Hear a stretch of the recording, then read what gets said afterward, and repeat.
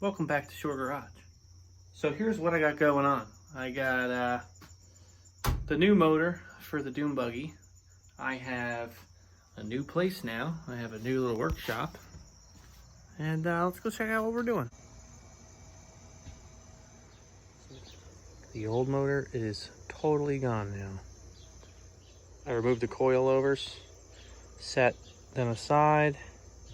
I'm assessing all the issues I'm having here.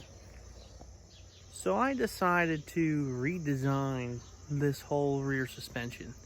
As you can tell, the carrier and everything, this whole like boxed area is much more wide than the front. With that being said, I'm running into problems with the CV shaft. Here's a prime example. So these are actually both the same part number shaft from an 01 Cavalier, but they're two different sizes. So exact same box, exact same part number, but this CV boot is bigger than that one. Probably made in a different factory. And like I keep ripping them because I didn't really take into consideration how close it was going to be to the control arms. So every time the suspension flexes, shreds the boot. I've replaced that one like 5 times now.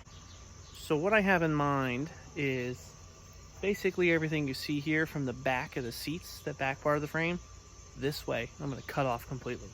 Things like the carrier here, I'm going to reuse because of heavy duty bearings. Good sprocket, I'm going to reuse these axles. I'm just going to rebuild them, put new boots on them. I might just buy new ones altogether. They're like 40 bucks a piece, so they're really nothing. Probably cheaper to buy new ones than to rebuild these. Weld a plate to the bottom part of this frame, so like from the tub there down, I'm going to weld like a frame. I'm either going to weld a plate or I'm going to weld supports, and then I'm going to weld, basically build an area to bolt 2 of these these pillow block bearings. So I'll have 2 there, and then I'll have 2 here. A better understanding would be I'm going to cut this off completely, discard with all these control arms and everything. And what I'm going to do here is I'm going to basically build 2 separate swing arms.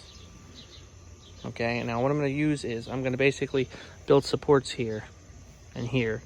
I'm going to be able to bolt a pillow block bearing to that with a 1-inch shaft, and I'm going to build my control arm off of that. Now the nice part is it'll attach right to this existing hub that I can reuse, or this knuckle. The nice part about that system is I'll have way less moving joints. So as you can tell, I didn't use any Heim joints on this. It's already proven to be a problem. I knew it was going to be a problem, but I didn't care about the rattling. I knew it was going to rattle.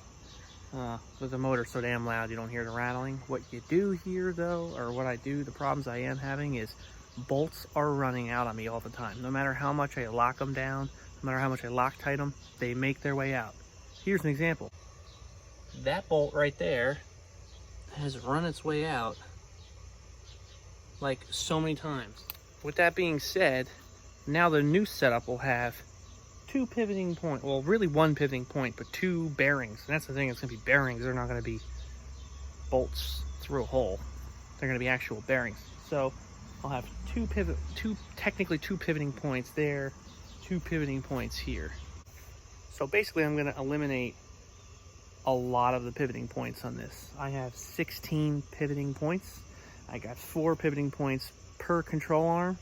I got 4 control arms. So now I'm only going to have basically 1 swing arm, which is going to have really 1 hinge. So I guess 1 pivoting point, but 2 different mounts, 2 different bearings are going to hold that, and then another control arm here. So now my range of travel will be much more controlled. On top of that, I won't have to worry about anything loosening up on me going down the trail of 40, 50, 60, 70 miles an hour, especially with this new motor. It's probably going to do 100, or at least close to it, no matter how much I gear the thing down. I'm just going to have to basically realign the strut towers. Now I'm going to have to build new ones of those. These are not going to line up. So basically, you're going to have like a strut here. The only thing I'm going to remain here is these 2 center bars. So I'm going to attach to those. I'm going to build my new center section off of that. That's going to house the carrier with the bearings. It's also going to house the new CVT trans and the new engine. The new engine's also going to sit much higher, so I might have to do away with this. I don't really want to because I think it looks great, but whatever. If I gotta do it, I gotta do it. The reason why I'm putting the motor up and not forward is because the exhaust has to come out. I won't have enough room if I push it forward. So the only other way the motor's gonna go is up. Then I'll have all the room in the world to run my dual exhaust fatties there. And I think it's gonna be obnoxious. So yeah, let's get cutting.